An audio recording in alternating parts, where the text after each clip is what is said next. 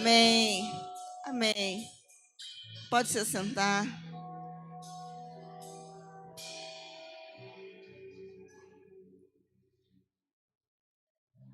Amém, queridos. Graça e paz. Amém. Deus nos abençoe, Senhor abençoe e nos guarde. Que seja, de fato, a palavra de Deus possa ser ministrada aqui. Nós estamos cultuando no culto de adoração. Como é bom louvar e agradecer ao Senhor.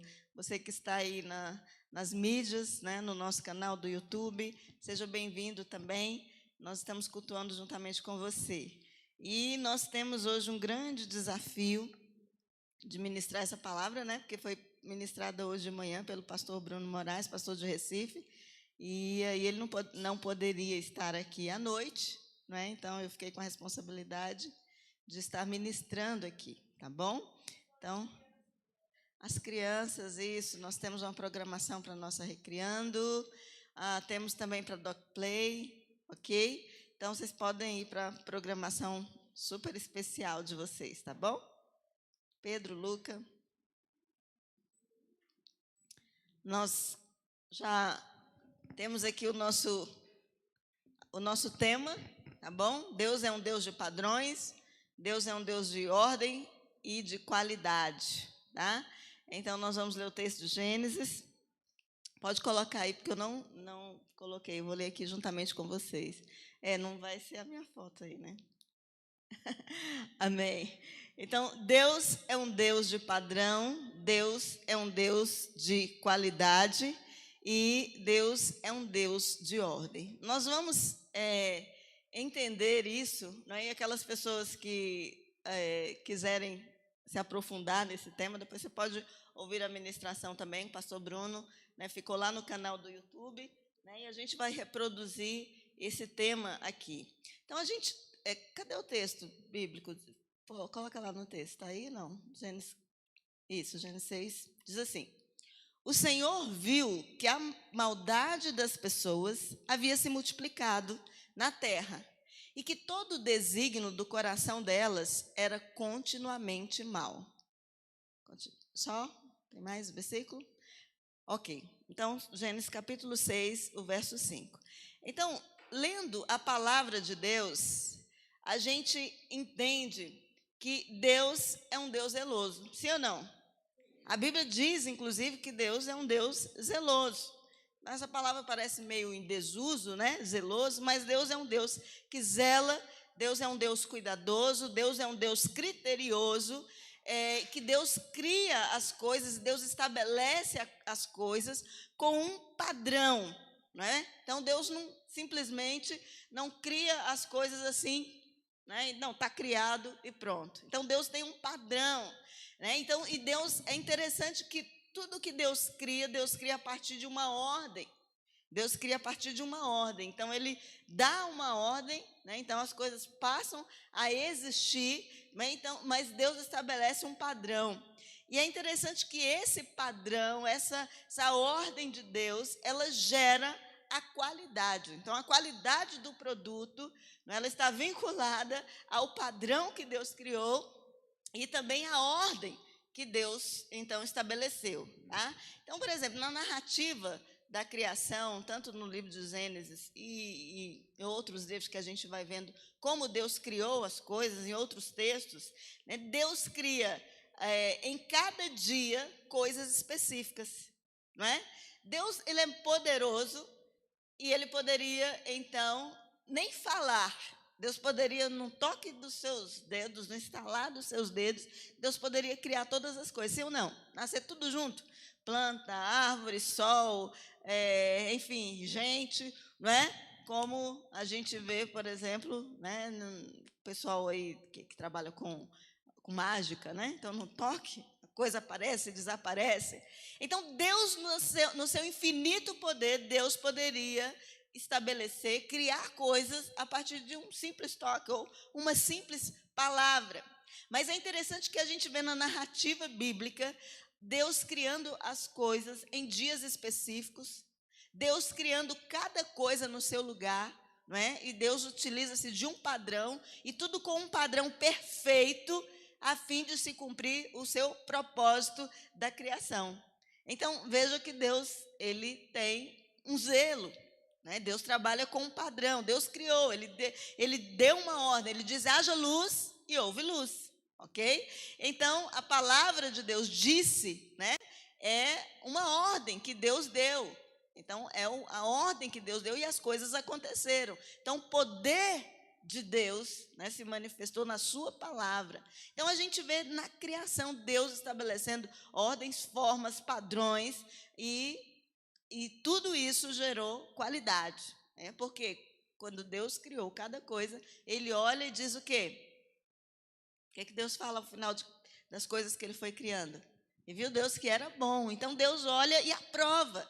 Então, bom, né? Isso é ótimo, isso é excelente. Isso realmente está no propósito, está de acordo com aquilo que eu pensei e de acordo com aquilo que eu disse, tá bom? Então, isso é o que é algo bom, né? É quando está de acordo com a ordem, quando cumpre o padrão, a ordem, o propósito de Deus. Então, a gente pode estabelecer e ver aqui em várias ocasiões Deus estabelecendo seus padrões, sua ordem e gerando essa qualidade, vendo as coisas desse aspecto de Deus, a coisa como algo bom. Então, nós já falamos da criação do homem, ou do mundo. Então, tem a criação do homem, né? A criação da família. Então, Deus estabelece o homem e a mulher, não é? E aí Deus fala: deixará o homem seu pai e sua mãe, unir-se-á a sua mulher, e ambos serão uma só carne. Então, há um padrão para o estabelecimento da família, há uma ordem a respeito da família. Então, por isso Deus, ao ver essa família, ao ver sua criação, ao ver a família sendo estabelecida, disse Deus: isso é muito bom. Então, a gente vê, por exemplo, a especificação do tabernáculo no deserto, né? Quando o povo ainda era um povo nômade, Deus estabelece a criação de um tabernáculo, e aquele tabernáculo tinha toda uma simbologia da sua presença, da presença de Deus entre o povo, né? Então, Deus estabelece critérios rígidos para o tabernáculo. Então, não era de qualquer forma, não existia medida, existia cores, existiam madeiras específicas, as cortinas, os lugares da cortina, o lugar onde se deveria colocar a arca, né? O lugar onde se deveria colocar o altar, onde seria colocado o sacrifício, né? O distanciamento de cada átrio, do átrio, do pátio, né? As estolas sacerdotais. Não podia ser de qualquer jeito, não é? O peito do sacerdote, eles tinham um peitoral, assim, com as pedras, e cada pedra tinha que ser aquela pedra que Deus especificou no peitoral de cada sacerdote. Então, o sacerdote tinha toda uma vestimenta, né? Demorava muito tempo para se vestir, até porque tinha critérios, tinham padrões estabelecidos por Deus. Então, foi assim na criação do tabernáculo. Então, a lei de Deus, até mesmo na lei de Deus, no sábado, as festas, como deveria ser. A gente vê a celebração da Páscoa no Velho Testamento, e você vê Deus especificando o pão deveria ser sem fermento, as ervas que eles iriam utilizar eram ervas amargas. Então, o povo não podia fazer as coisas de qualquer forma. Então, tinha uma ordem de Deus, tinha um padrão de Deus, e aquilo ia gerar a qualidade. Deus iria dizer: olha, isso é bom. Então, por quê? Porque Deus tinha um propósito com cada uma das coisas. E é isso que a gente vai aprender, ou vai falar um pouco hoje aqui. O exemplo da muralha de Jericó, né? Quando o povo de Israel, então, sai para a conquista da terra, a gente vê. Eles chegam numa cidade chamada Jericó, e Deus dá uma ordem. Aquela cidade era uma cidade fortificada, era uma cidade murada, muros altos, provavelmente se construía casas nesse muro. Então Deus pede para o povo, ordena o povo que dê 7 voltas cada dia naquela cidade, cada dia uma volta, não é, dava naquela cidade, a fim de que os muros fossem derrubados. Deus poderia ter estabelecido outros padrões, não é? Na sua infinita misericórdia. Deus poderia ter feito como fez com Moisés, não é? Falado para Josué: olha, Josué, você pega uma varinha e toca, e toca no muro, e o muro vai cair, como foi a Moisés para atravessar o Mar Vermelho. Enfim, né? Mas Deus estabeleceu um padrão. que aquele povo deveria cada dia dar uma volta. E na 7ª volta, então, é que o milagre iria acontecer. Então, Deus estabelece um protocolo, Deus estabelece um padrão, né? A gente percebe, tanto nesse momento como em outros momentos.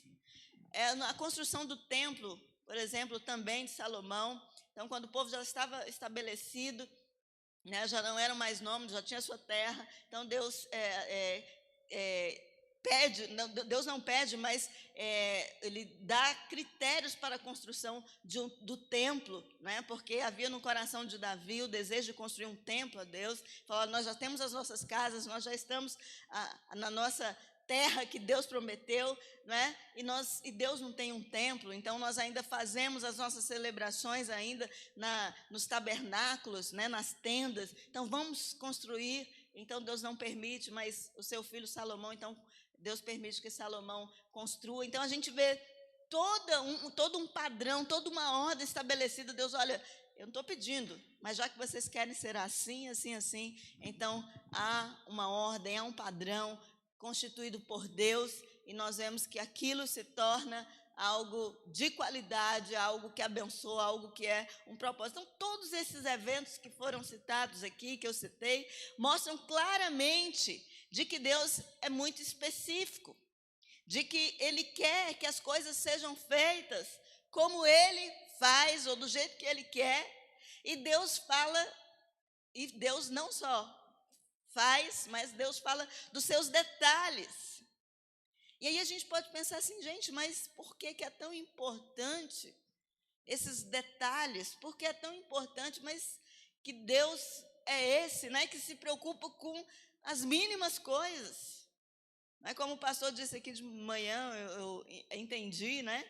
E ele falando: Deus é um Deus chato, no nosso conceito de chatice. Não é porque Deus fala de detalhes. Imagine você conviver com uma pessoa, né, que ela quer tudo no lugar, né, que ela quer tudo de acordo com o seu padrão, de acordo com o que ela quer. Não, essa cadeira não pode ficar aqui, tem que ficar essas 3 aqui, não pode ficar 4, não é? Então, imagine você conviver com uma pessoa assim, e aí a gente pode pensar: nossa, que pessoa chata, por que eu não posso fazer do meu jeito? Por que eu não posso?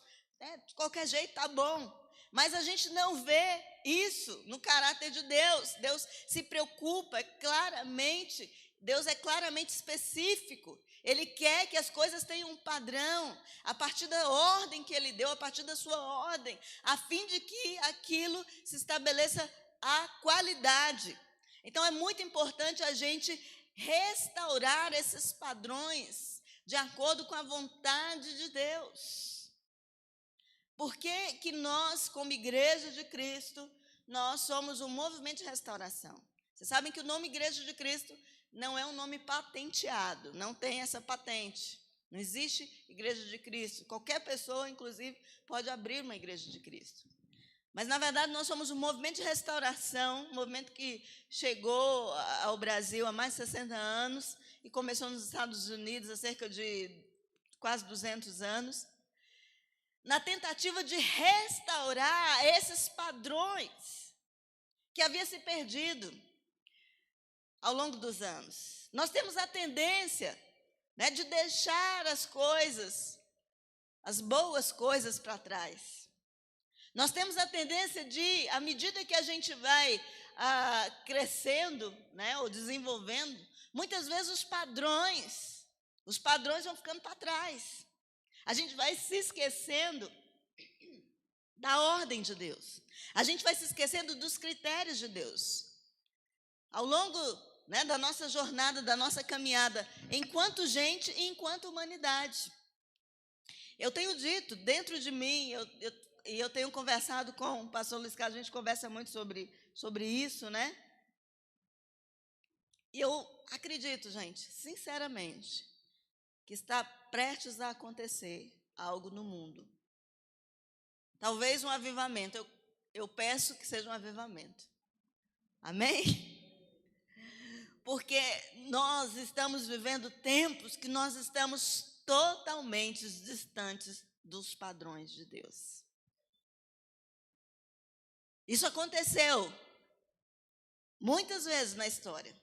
Muitos impérios começaram, às vezes, tão humildemente, mas à medida que se cresce, à medida que se desenvolve, à medida que a informação chega, à medida em que a ciência chega, que o conhecimento vai chegando, os homens vão se tornando tão arrogantes, tão cheios de si, e esse padrão vai se tornando tão longe, que é preciso haver um momento onde Deus traz ou uma destruição ou um avivamento. E se você for olhar a história de cada império, você vai ver. Você vai ver, o Império Romano foi assim. Você vai ver, o Império Egípcio foi assim. Nós temos os resquícios dessas grandes civilizações. Mas algo aconteceu, os impérios aqui da América, os incas, os maias. Todos nós, ao conhecermos essas histórias, nós vemos, meu Deus, grandes civilizações, conquistas que até hoje, muitas vezes, nós olhamos dizendo como eles conseguiram fazer isso. Avançados para nós, avançados para tudo o que nós conhecemos hoje, o nosso conhecimento de arqueologia, de engenharia, né? Quando você olha, por exemplo, para as pirâmides. Mas algo aconteceu, porque o mundo foi se afastando desses padrões, foi se afastando dessa ordem de Deus. E hoje nós vivemos em um contexto muito parecido com o cume da destruição dessas civilizações, ou com o cume que Deus trouxe grandes avivamentos. Então, não sei o que vai acontecer, mas algo está prestes a acontecer. Amém? Amém? E nós cremos nisso, algo vai acontecer. E isso aconteceu na ocasião da Arca de Noé.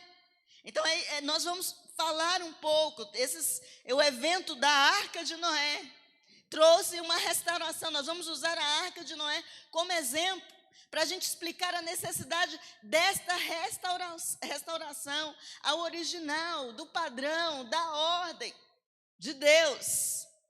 Então, a restauração é algo importante. E aí nós vemos a maldade, aí onde nós lemos Gênesis capítulo 6. O Senhor viu que a maldade das pessoas havia se multiplicado na terra. Será que tem a ver com o nosso tempo? Será que Deus está vendo? Será que nós estamos vendo a maldade tomar conta da nossa geração na terra?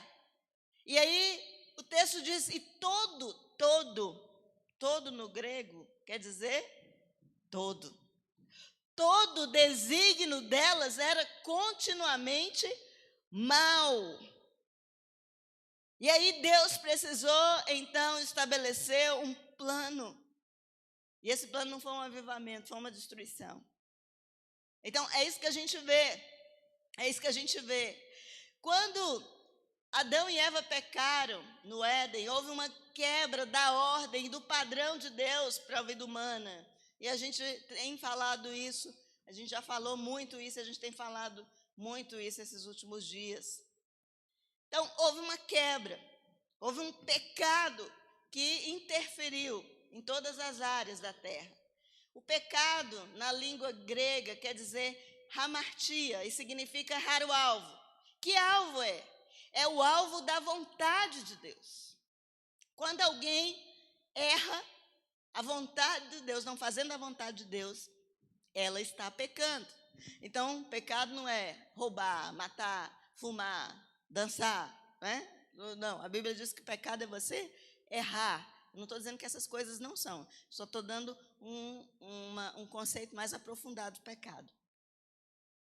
Que às vezes a gente faz listinhas, né? Isso pode, isso não pode. Mas todas as vezes que nós fugimos da vontade de Deus, nós estamos pecando. Quando nós vemos o profeta Jonas não querendo ir para Nínive, fugindo para Tarsis, ele estava pecando? Por quê? Porque ele estava fugindo da vontade de Deus. Então ele não estava adulterando, não necessariamente. Ele não estava mentindo, ele não estava roubando, mas ele estava pecando contra Deus porque ele estava fugindo, desobedecendo a ordem, a vontade e o padrão de Deus. Então, isso significa pecado no grego. Então, quando Deus diz para o homem e para a mulher, de todas as árvores comerá, menos desta, do conhecimento do bem e do mal, vocês não vão comer, porque no dia em que vocês comer, vocês certamente morrerão. Então, quando essa ordem foi desobedecida, o pecado entrou no mundo e a gente já sabe das consequências que isso foi para as nossas vidas, para a humanidade, e a gente já sabe disso, né? Não precisa nem falar muito. Então, o pecado é errar o alvo, é ter a ordem, o padrão de Deus diante de si, mas decidir conscientemente errar no cumprimento daquela ordem estabelecida. Então, é você saber, olha, a vontade de Deus é essa, mas eu vou negligenciar, eu não vou fazer isso aqui, eu vou por outro caminho. É você fazer a escolha pelo aquilo que você acha que é correto, ou você duvidar da vontade de Deus, do padrão de Deus, da ordem de Deus. E não foi isso que Eva fez? Quando a serpente, então, faz a pergunta não, né? Na verdade, era muito mais induziu, né? Aquelas perguntas capciosas. Então, Deus disse que você não podia nem tocar nessa árvore. Porque ele sabe que o dia que você comer, você não vai morrer. Você não vai morrer. Você vai passar a ser igual a Deus. Você vai ter o conhecimento. Então, esse coração, né, de Eva, de querer ter independência, de ser igual a Deus, de achar que ela podia, de fato, ser igual a Deus, conhecer como Deus conhece o bem e o mal, né, cresceu em seu coração, então ela peca, ela come do fruto e leva o seu marido a comer, e isso se constitui o pecado. Então, nós precisamos entender que a vontade de Deus é restaurar o homem, a sua imagem, a sua semelhança, como era o seu propósito, de vivermos em comunhão com Ele. Então, é isso que nós queremos entender aqui. Então, o pecado não é simplesmente, não é, como eu disse, algumas ações que nós fazemos, mas é ter a ordem, o padrão diante de Deus, diante de nós, e decidir conscientemente errar no cumprimento dessa ordem. Então, por isso nós precisamos restaurar. É por isso que nós precisamos restaurar os princípios. É por isso que nós ficamos um mês aqui falando sobre família, para restaurar os princípios da família. É por isso que nós ficamos aqui outro mês falando do Evangelho, o verdadeiro Evangelho, porque nós precisamos restaurar os padrões, a ordem de Deus para as nossas vidas. É por isso que a igreja brasileira precisa voltar para o Evangelho, porque nada contra os coaches, nada contra as ciências humanas, mas muitas vezes nós estamos cheios de conhecimentos das ciências humanas e esquecemos que nós temos o Evangelho de poder. Amém? E a Bíblia diz que o Evangelho é poder de Deus. É o poder de Deus. Então nós precisamos restaurar. E por que a restauração é tão importante? Justamente porque a restauração, ela revela a graça de Deus em restaurar a sua ordem. Então, todos os avivamentos, como eu citei aqui, o movimento de restauração é fruto de um avivamento que buscou restaurar uma ordem. Precisamos restaurar porque queremos restaurar a ordem de Deus. Não, peraí, gente. O que Deus está dizendo? O que Deus diz? O que a Bíblia diz sobre isso? E foi isso que o movimento de restauração fez. Muitas igrejas, presbiteriana, batista, enfim, metodistas, e cada um dizia uma coisa. Então, os nossos patriarcas disseram, não, há alguma coisa errada, Deus não nos chamou para ser assim. Nós estamos diferindo em coisas que não são doutrinas básicas. Vamos restaurar os princípios da palavra de Deus. Vamos ver o que a Bíblia diz a respeito do batismo. Vamos ver o que a Bíblia diz a respeito da ceia. Vamos ver o que a Bíblia fala a respeito de doutrinas fundamentais. E é isso, nós não vamos brigar Porque um tem um cabelo grande, o outro quer ter o cabelo curto. Nós não vamos brigar porque um quer vestir verde e o outro quer vestir azul ou preto. Então vamos restaurar. Então a restauração é importante, justamente porque ela revela a graça de Deus de restaurar a ordem das coisas. Então nós temos um desafio, não temos, como igreja? Quantas coisas precisam ser restauradas? Quantas coisas precisam ser restauradas na nossa vida, na nossa igreja, na nossa sociedade? E aí, segunda coisa, por que a restauração é tão importante? A graça de Deus nos acha e nos comissiona a trabalhar por obediência na restauração ou na construção da vontade revelada, da ordem e dos padrões de Deus. Então, nós precisamos ter obediência na construção dessa vontade revelada, a vontade de Deus, ela está revelada. Algum tempo atrás, eu ouvi uma frase, na verdade, eu ouvi um post, e eu falei, gente, que coisa tremenda. E essa pessoa desse post, é uma pessoa que eu sigo no Instagram, e ela diz assim, parem de falar que não há receita para a criação de filhos, porque há. É verdade, quantas vezes eu já disse isso? Quantas vezes você já disse isso? Só que nós temos sim receita de criação de filhos. E é o padrão e a ordem de Deus. O problema é que nós temos as nossas próprias direções. O problema é que a gente assiste os programas de televisão, a gente lê os livros, né, e a gente fala, não, isso aqui realmente, isso aqui é que está certo. Não, a Bíblia está desatualizada, a gente precisa atualizar a Bíblia. Isso aqui, eu não entendo por que a Bíblia diz isso. Então, nós temos sim, queridos, manuais, ou manual, de criação de filho, de casamento, de finanças. Temos ou não temos? Sinceramente, precisa levantar a mão só. Ok. Então, nós precisamos entender que a gente precisa trabalhar por obediência na restauração e na construção dessa vontade revelada de Deus, da sua ordem e dos seus padrões, custe o que nos custar. Porque nós estamos ficando envergonhados diante da mídia, diante da sociedade, porque agora a gente é que está errado. Porque agora a Bíblia é que está errada. Acontece que nós não temos um mundo de qualidade, porque a humanidade se esqueceu da ordem e dos padrões de Deus. Então, porém, o nosso personagem, a nossa história aqui, em Gênesis capítulo 6, verso 8, diz que, embora todos estivessem com seus pensamentos, seu entendimento mal, Deus encontrou um homem íntegro. A Bíblia diz lá em Gênesis 6, verso 8, diz que Noé encontrou graça aos olhos de Deus.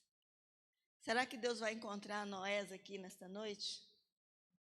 Pessoas que estão dispostas a restaurar os padrões, a restaurar a ordem, a fim de que possa levar qualidade para a sua casa, para a sua família, para a sua comunidade. Mas só que Noé foi tido como louco pelos seus contemporâneos. Vocês sabiam disso? Porque Noé ficou construindo uma arca 100 anos e dizendo que ia chover. E as pessoas diziam assim, homem é louco, porque nunca choveu. Então, muitas vezes nós seremos tidos como loucos se nós formos verdadeiros Noé. Então, a graça de Deus, ela nos permite, ela nos comissiona, ela nos chama, ela nos dá essa responsabilidade para a gente trabalhar na obediência, na construção da vontade revelada de Deus, porque a palavra de Deus já foi revelada para nós, a vontade de Deus já foi revelada para nós. Então, por mais que as coisas estejam desalinhadas com a vontade de Deus, por mais que tudo pareça perdido, então Deus estabelece uma aliança com os seus, como Deus fez com Noé, a fim de reconstituir sua vontade e os seus padrões para a nossa vida e para o mundo também. Gente, nós temos a convicção de que Deus não desistiu do mundo, sabe por quê? Porque a igreja ainda está aqui. Nós somos o foco de resistência. Sabe aqueles filmes, né, que tem, enfim, o mundo está caótico, mas tem um foco de resistência. A igreja é essa arca que está sendo construída. Então, por mais que o mundo esteja desalinhado com a vontade de Deus, Deus tem aliança conosco, e Deus tem esperança em nós. Cristo em nós, a esperança de glória. Está aqui. Mas as ordens e os padrões de Deus, eles não são vazios. Eles não são meras sugestões. Elas são claras e diretas. É interessante isso. Às vezes a gente não entende um monte de coisa na Bíblia, mas Deus tem padrões claros. Deus tem padrões diretos. E a gente não tem o poder para relativizar ou para mudar esses padrões e essa ordem de Deus. Por mais que eu queira, por mais que eu quisesse, por mais que eu ache legal, por mais que eu não concorde com isso, por mais que eu queira, eu não tenho autorização. O apóstolo Paulo, escrevendo aos Gálatas, ele diz: ainda que seja, que venha um anjo, não é um diabo não, gente, é um anjo do céu, um anjo, sabe o que é um anjo? É um mensageiro de Deus, olha só. Ainda que venha um anjo do céu e vos pregue uma outra palavra, um outro evangelho, seja maldito o anjo e esse evangelho, arreda-te para lá. Então, nós não temos autoridade. Às vezes a gente vai dar alguns exemplos, né, para trazer praticidade para a palavra, né, e a gente fica limitado. Mas é interessante, algumas pessoas falam assim: pastora, ou já perguntou, eu entrego ou não o meu dízimo? Você me libera do dízimo? Gente, eu tenho autoridade para liberar alguém do dízimo. O dízimo é de Deus. Então, algumas perguntas,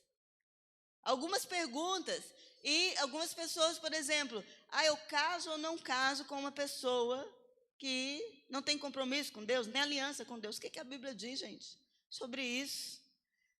O que a Bíblia diz sobre isso? Eu não posso mudar, eu não posso relativizar os padrões de Deus, porque eles não são padrões meus, estabelecidos por mim, e não são sugestões. Nós entendemos que é a ordem de Deus, não cabe a mim mudar. Se não cabe a um anjo enviado por Deus, vai caber a mim? Então, é isso que nós devemos aprender, isso. As ordens e os padrões de Deus não são vazias, não são sugestões, são claras, são diretas, e a gente não tem o poder para relativizar e nem para mudar. E aí a gente vê o texto de Gênesis capítulo 6. O texto vai falar das gerações, da geração de Noé, e fala que Noé era esse homem justo, era íntegro entre os seus contemporâneos, e ele andava com Deus, e ele teve 3 filhos, Sem, Cã, Jafé, né? E Deus olhou para essa terra tão corrompida, porque todos os seres vivos haviam se corrompido, né? E é isso que o texto vai falar. Então Deus falou: olha, eu resolvi acabar com todos os seres humanos. Então, eu vou trazer uma destruição, eu vou começar de novo com uma nova semente. Eu vou começar com a semente da integridade, Noé. Você é um homem íntegro, a sua família, eu escolhi, eu vou fazer da sua semente agora uma nova geração. Então, eu vou destruir. E aí, como eu quero destruir, eu vou destruir por meio da água. Então, você vai fazer uma arca de tábuas, de cipés. Então Deus começa então a fazer e falar das especificações dessa arca. Então fala, nela você vai fazer compartimentos, vai revestir de betume, vai ser por dentro, por fora. Então você vai fazer essa arca 130 metros, a largura de 22, a altura de 13. Você vai fazer uma cobertura. Então, dentro dessa cobertura, tem que ter 1,5 metros, uma abertura. Então, você vai colocar uma porta lateral, vai fazer 3 andares. Gente, Deus estabeleceu critérios. Deus estabeleceu um modelo. Deus estabeleceu um padrão. E aí, imagine você, e a arca realmente simboliza a igreja, ou a nossa vida cristã. Então, pense na arca como a sua vida cristã. Então, e a palavra de Deus são essas instruções, esses critérios, esses padrões. Deus, por sua palavra, Ele vai nos ensinando claramente a sua ordem, seus padrões, seus critérios, porque Ele quer gerar qualidade na nossa vida. Então, Deus não sugere a Noé: olha, Noé, você faz um barco aí de qualquer jeito, entendeu? Você vai, faz aí do jeito que você pensar, e aí você põe sua família dentro, põe os animaizinhos lá e eu vou abençoar. Foi isso que Deus fez? Não, não foi isso. Deus não sugeriu uma arca. Deus deu o modelo, estabeleceu um padrão. Então, isso indica que temos um padrão. Isso indica que Deus quer construir a nossa vida a partir de um padrão. Deus quer construir a nossa vida a partir da sua ordem. Mas pense aqui comigo. E se Noé decidisse com seus filhos, seus 3 filhos, falar assim: não, Deus falou para a gente construir essa arca com cipreste, que é uma madeira. Nós vamos construir essa arca com pinos, esse pinos branco, né, que a gente tem ali no nosso cantinho do café agora. E se eles resolvessem fazer? Não, nós vamos, porque essa madeira que Deus quer é muito cara, dá muito trabalho, né, para trabalhar, é uma madeira dura. Não, nós vamos, né, vamos botar uma madeira mais barata. Até porque é uma madeira de lei e para a gente conseguir tanta madeira vai ser um trabalho, uma arca de 130 metros. O que tinha acontecido com a arca, gente? Ó, afundada. E aí Deus falou: passa betume por dentro e por fora. E aí Noé ia pensar assim: não, vamos fazer o seguinte, betume está muito caro, difícil de achar, nós vamos passar só por dentro. O que teria acontecido com a arca? Afundado. Mas se Noé, então, fala: não, eu vou fazer uma arquinha menor, não precisa desse exagero todo. Não precisa desse exagero todo. O que teria acontecido com aquela arca, gente? Teria afundado. Então, o que acontece é que Deus determina o modo que as coisas sejam feitas em nossa vida e na igreja. E será que Deus mudou ou foi nós que mudamos? Por que nossas famílias, nossa sociedade, nossa comunidade, muitas vezes, enfim, da nossa geração, por que as coisas estão tão ruins? Por que a gente tem tantos Lázaros? Por que a gente tem tantos problemas? Por que a gente está vivendo num mundo onde o povo parece não ter medo de nada, não ter respeito a nada, não respeita pai, não respeita mãe, não respeita ninguém? Porque não estamos construindo segundo a ordem de Deus. A gente arrumou um meio de relativizar as ordens. Não, não é bem assim. Isso aí é muito relativo. Isso aí, ó, casamento é muito relativo. Sexo é muito relativo. Família é muito relativo. Dinheiro é muito relativo. Então, nós estamos abdicando das ordens dos padrões de Deus para, então, fazer a nossa vontade. Vivemos no governo onde o sentimento fala mais alto do que a vontade de Deus. É essa sociedade que a gente vive, é isso que a gente está ouvindo todos os dias na televisão, na mídia, nas escolas, onde a gente vai, é isso que estão nos dizendo: não importa, não existe padrão, não existe regra, é você e as suas regras, cada um faz a sua regra, é isso que nós estamos vivendo.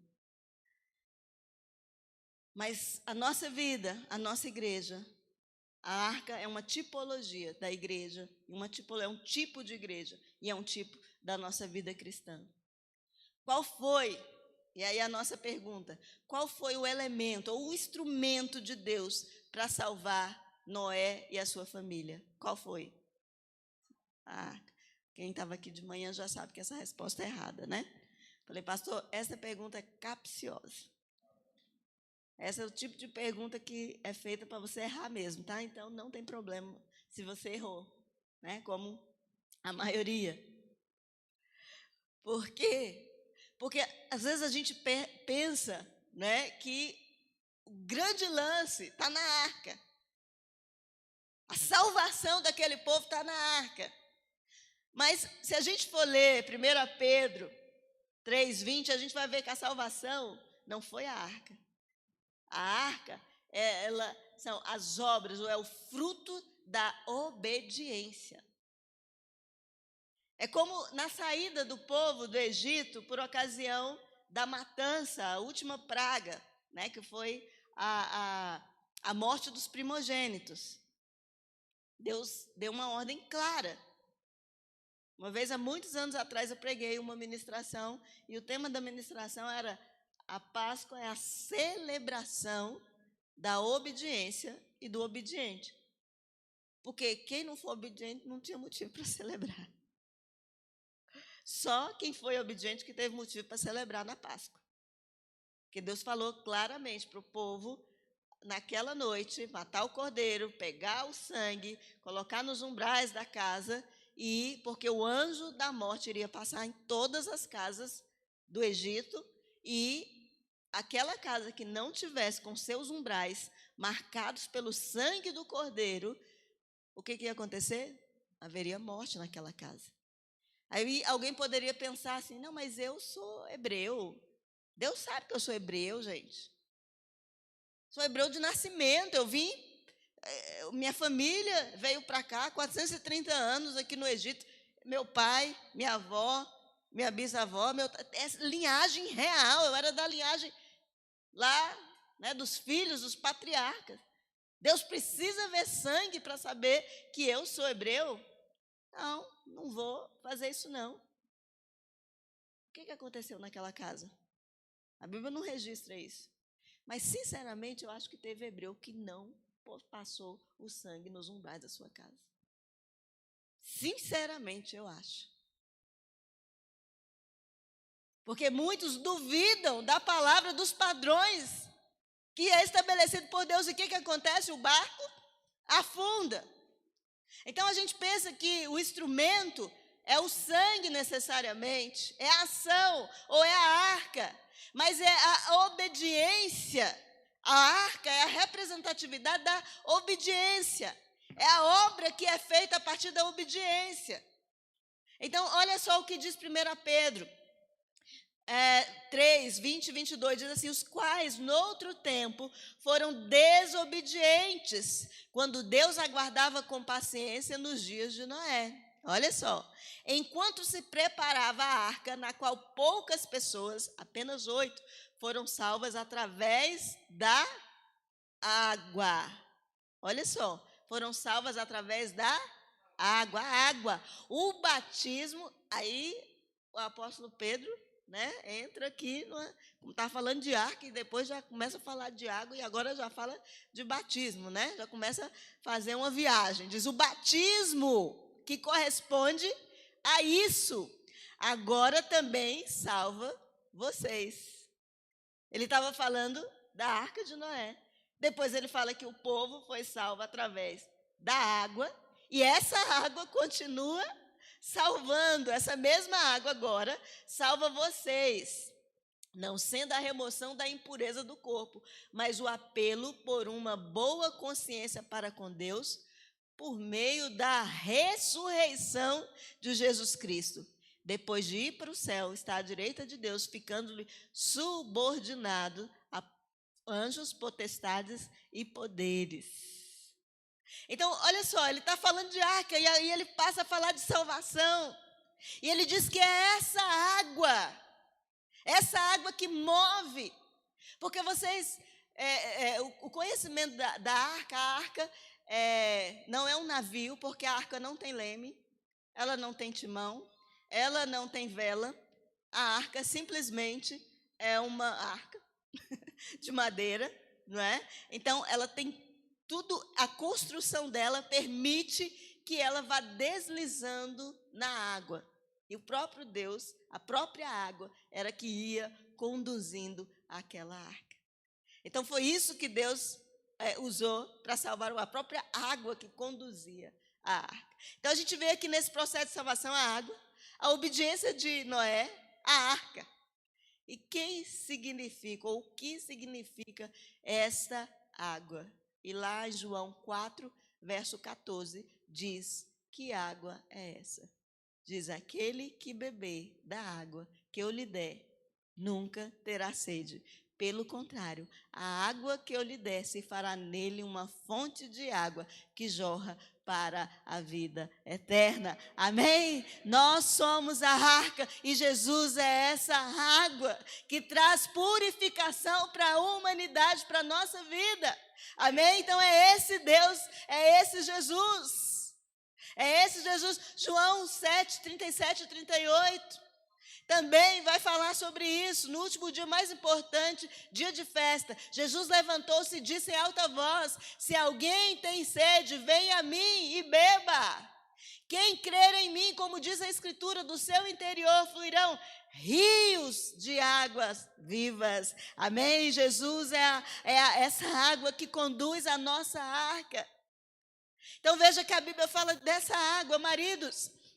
Que cada um de vocês ame a sua esposa, como Cristo amou a sua igreja e se entregou por ela, para que a santificasse, tendo-a purificado por meio da lavagem da água pela palavra, para apresentar a si mesmo como igreja gloriosa, sem mancha, nem ruga, nem coisa semelhante, porém santa e sem defeito. Amém? Então Jesus, a sua graça, a graça de Deus tem um nome, esse nome é Jesus. E essa água que nos move, que move a arca e que trouxe purificação, porque o mundo foi purificado através da água. Você vai pensar, morreu, pastora, morreu. Mas foi o jeito que Deus encontrou de trazer purificação para a humanidade, por meio da água. E Jesus continua sendo essa água. Então, nós vemos aqui, em todos esses textos, o apóstolo Paulo, o apóstolo Pedro, nessa primeira carta, capítulo 30, falando sobre essa igreja, falando dessa arca que somos nós, a igreja, construída pela ordem. Nós temos uma ordem, é por isso que igreja, gente, não pode ser de qualquer jeito. A igreja não pode ser pregado qualquer coisa. A igreja, nós temos uma palavra, que é o evangelho. Nós temos uma direção, nós temos um padrão, que é a palavra de Deus. Então a igreja ela é construída por essa ordem, com os padrões de Deus, feita e construída pela obediência do ser humano. Então a arca é a nossa obediência, é fruto da nossa obediência. A nossa vida ela é construída com a nossa obediência, então os frutos da obediência. E a igreja, ela não salva ninguém, vocês sabiam disso? A igreja não salva ninguém. Mas, sem a igreja, ninguém é salvo. Quem não está na igreja não está salvo. Porque a igreja é a arca. Não é a arca, vem para a arca, vem para a igreja. Não, mas aqueles que são salvos, aqueles que são alcançados, eles têm necessidade de estar dentro da igreja ou dentro da arca. Amém? Porque é dentro da arca é que nós vamos crescer. É dentro da arca que nós vamos ver o padrão de Deus. E aí nós somos a igreja. Você é a igreja. Estamos construindo essa igreja. E nós precisamos entender. Então, queridos, há um apelo aqui nessa noite. Fique na arca. A arca é a igreja. E a arca, a gente percebe que a arca, ela não é muito confortável. A arca não é muito confortável. Ela, muitas vezes, muito desconfortável. Pensa na arca verdadeira. Quantos estrumes, quantos ambientes fedidos havia naquele lugar. Eram animais que estavam ali sendo cuidados. Quanto trabalho havia na arca. Quanto trabalho havia na arca. O pastor Bruno falou, né, tinha até uma foto dele aí na arca. Nós também tivemos esse privilégio. E foi Deus que nos levou lá na arca. Porque nós nos perdemos em um dado momento. E aí a gente estava procurando o lugar onde nasceu as igrejas de Cristo. E Luiz Carlos, com o inglês maravilhoso dele, falou: Sônia, Aí ele falou lá, né, a palavra, Kenny Reed, e ele falou de uma forma lá que a localização deu 200 quilômetros, a gente andou 200 quilômetros, chegou lá, nós não encontramos o lugar. Só que esse lugar ficava a exatamente 30 quilômetros do lugar onde tinha a réplica da arca. Aí eu procurei na internet e falei, pronto. E realmente foi muito emocionante. Aí eu entrei naquela arca, chorei. O pessoal fala que eu não choro, eu chorei. Tá? E porque é muito emocionante, porque ela vai contando a história da criação. E aí vai falando da porta da arca. E como Deus vai se revelando ao homem. E culmina, né, com a morte, a vida, a morte, a ressurreição de Jesus. E como essa arca tem uma simbologia da nossa vida e da igreja. Eu me emocionei muito estando ali e vendo aquilo tudo. Né, e não só vendo como essa história, né, sendo contada. Porque a arca, não necessariamente, ela é um lugar confortável. Assim como a igreja. Porque, como eu disse, a arca é uma tipologia da igreja. Mas é onde Deus vai levar os salvos que obedecerem e fizerem exatamente como Ele lhes ordenou. Sair da arca é morrer no dilúvio. Gente, a arca, às vezes, é esse lugar, mas é o lugar em que Deus escolheu para nos levar, navegando, até encontrar com Ele. Manter-se na arca é navegar com os meus irmãos, salvos na graça de Cristo. E muitas vezes a gente diz assim, eu vou sair dessa arca, está fedida demais. Vou sair da igreja. Eu vou sair do meio que Deus proporcionou para revelar a sua graça, a sua salvação. E aí a gente vê tantas pessoas afundando no dilúvio, afundando neste mundo, perdendo sua vida, perdendo suas famílias, enfim, perdendo tudo o que tem como um filho pródigo, desperdiçando a sua herança, desperdiçando tudo que tem. Então, apelo aqui para nós entendermos esses padrões. Nós precisamos permanecer na arca, amém? Nós estamos vivendo um mundo do desengrejados. Pessoas que não querem mais ter relacionamento, estar dentro de igreja. Pessoas que se feriram. Pessoas que foram embora e que não querem saber de igreja. Mas é dentro dessa arca, é dentro dessa igreja desconfortável, é que Deus vai revelar a sua vontade, os seus padrões e tudo que nós precisamos para ter uma vida de qualidade e olhar e dizer, isso é bom. Amém? E aí, para encerrar, nós vamos lembrar aqui da história dos porcos espinhos. Diz que houve uma conversão dos porcos espinhos no Alasca, uma conferência. E diz que eles precisavam lutar contra o frio. É muito frio no Alasca, né? Muito frio. E eles precisavam, então, arrumar um jeito de se manterem aquecidos. Então, um deles sugeriu, olha, vamos fazer o seguinte, daqui a pouco vai chegar o inverno, né, rigoroso, e se a gente se separar, se ficar cada um no seu canto, nós vamos morrer de frio. Então, nós vamos nos juntar, nós vamos nos aglomerar. E aí, o calor dos nossos corpos, o meu corpo vai aquecer o do outro, e nós vamos ficar juntos. E então, nós não vamos morrer. E aí, então, eles foram fazer um teste, né? Foram se preparar para o inverno, tá? E quando eles, então, se juntaram, o que acontecia? Uns feriam os outros. Então, os espinhos de um furava o outro e aquilo incomodava e eles saíam de perto e falaram, nós não vamos conseguir. Nós não vamos conseguir estar juntos. Nós não vamos conseguir ficar aglomerados, aquecer o corpo um do outro. Então, eles decidiram que não ia, então, ficar juntos. Mas à medida que o inverno foi ficando mais rigoroso, foi se aproximando e mais frio. Então, eles resolveram, então, se juntar. E eles começaram a se juntar. E os espinhos um dos outros furavam, machucavam, feriam, alguns sangravam. Mas eles resolveram então se aquecer uns a outros e eles entenderam que aquele era o único jeito deles permanecerem vivos no duro inverno do Alasca. Ao final de 3 meses, quando o inverno passou, eles então se separaram e eles perceberam que nenhum deles havia morrido. Então nós estamos nessa arca e aqui é lugar de salvação. Amém? A igreja é lugar de salvação. Você tem espinho, eu também tenho espinho. A igreja não salva, mas não há salvação fora da igreja. Amém? Amém? Então, a igreja é o lugar do padrão. A igreja é o lugar onde Deus se revela. E nós vamos navegar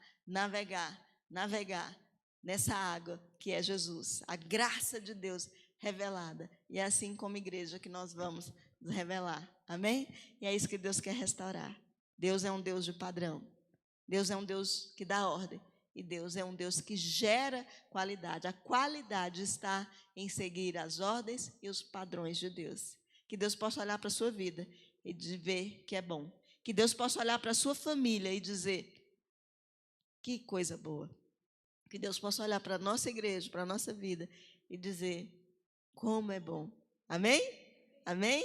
Então nós vamos ter o selo de qualidade de Deus. Fique de pé e nós vamos encerrar aqui esse culto, orando, que Deus ache em nós esse coração de Noé, que Deus, ao olhar para a terra, no meio de tanta iniquidade, Deus possa dizer, existe uma menina chamada Márcia, ela é justa e íntegra.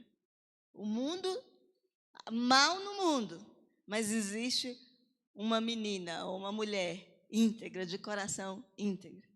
Dela vai sair sementes nobres. Que Deus possa olhar para cada um de nós aqui e achar o Noé. Amém? Coração íntegro. E nós vamos navegar nessas águas da graça de Deus.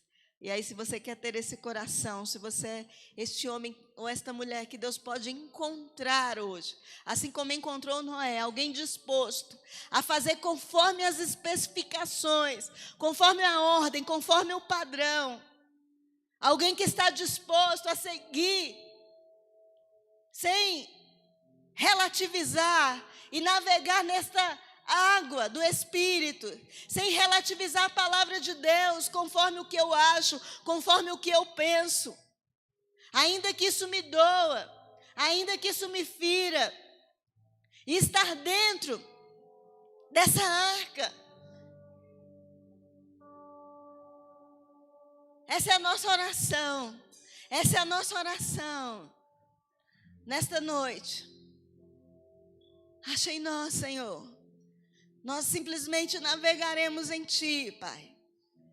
Não temos leme, não temos timão, não temos vela, não temos âncora. A Tua água é que vai nos levar. É a Tua palavra, Senhor. É o Teu padrão. Eu não tenho vontade, eu não tenho inteligência suficiente, eu não tenho alma, eu não tenho coração suficiente para guiar a minha vida. O meu coração é enganoso. A minha alma é contaminada pelos traumas. A minha alma é contaminada por este mundo.